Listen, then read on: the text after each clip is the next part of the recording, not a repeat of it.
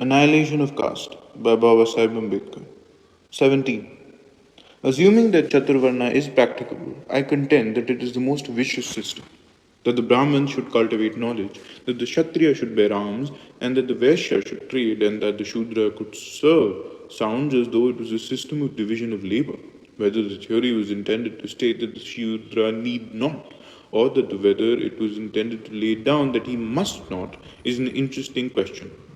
The defenders of Chaturvarna give it the first meaning. They say, why should the Shudra need trouble to acquire wealth when the three Varnas are there to support him?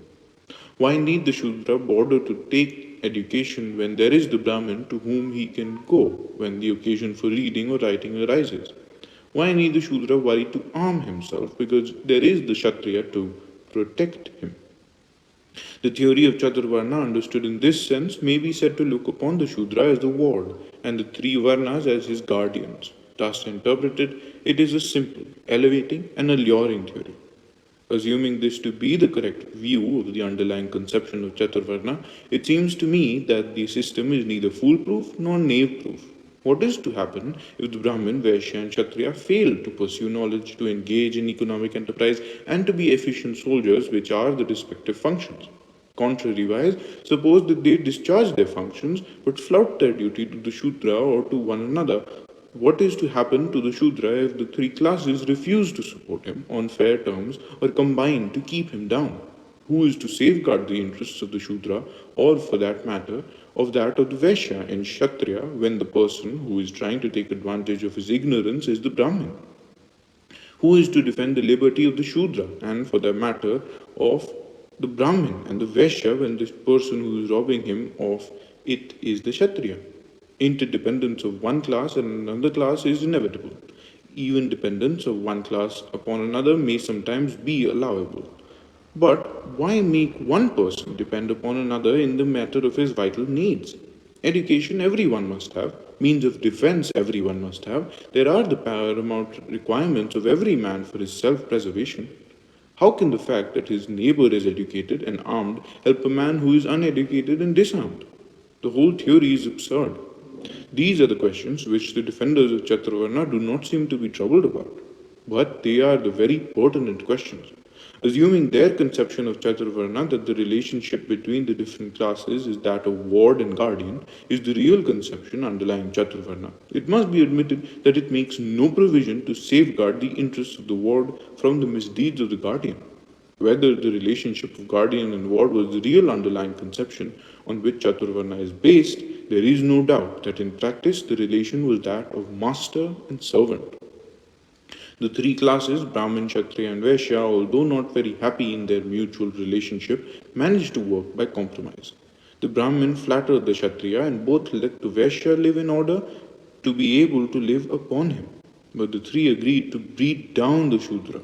He was not allowed to acquire wealth, lest he should be independent of the three Varnas. Knowledge, lest he should be keep a steady vigil regarding his interests.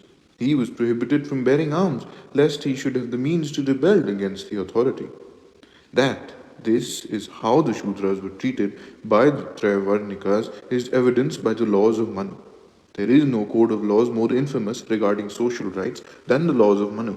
Any instance from anywhere of social injustice must pale before it. Why have the mass of people tolerated the social evils to which they have been subjected? There have been social revolutions in other countries of the world. Why have not there been social revolutions in India is a question which has incessantly troubled me. There is only one answer which I can give, and it is that the lower classes of Hindus have been completely disabled for direct action on account of this wretched system of Chaturvarna. They could not bear arms, and without arms they could not rebel. They were all ploughmen, or rather condemned to be ploughmen, and they were never allowed to convert their ploughshare into swords. They had no bayonets, and therefore everyone who could and chose could and did sit upon them. On account of the Chaturvarna, they could receive no education. They could not think out or know the way to their salvation. They were condemned to be lowly, and not knowing the way of escape and not having the means to escape, they become reconciled to eternal servitude, which they accept as their inescapable fate. It is true that even in Europe the strong has not shrunk from the exploitation, nay, the spoliation of the weak. But in Europe, the strong have never contrived to make the weak helpless against exploitation so shamelessly as was the case in India among the Hindus. Social war has been raging between the strong and the weak far more violently in Europe than it has ever been in India. Yet the weak in Europe has had in his freedom of military service his physical weapon, in sovereign his political weapon, and in his education his moral weapon. These three weapons for emancipation were never withheld by the strong from the weak in Europe. All these weapons were, however, denied to the masses in India by the Chaturvarna. There cannot be a more degrading system of social organization than the Chaturvarna. It is the system which deadens, paralyzes, and cripples people from helpful activity. There is no exaggeration. History bears ample evidence.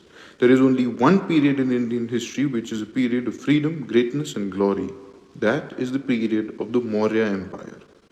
At all other times, the country suffered from defeat and darkness. But the Maurya period was a period when Chaturvarna was completely annihilated, when the Shudras, who constituted the mass of the people, came into their own and became the rulers of the country. The period of defeat and darkness is the period when Chaturvarna flourished to the damnation of the greater part of the people of the country. The end.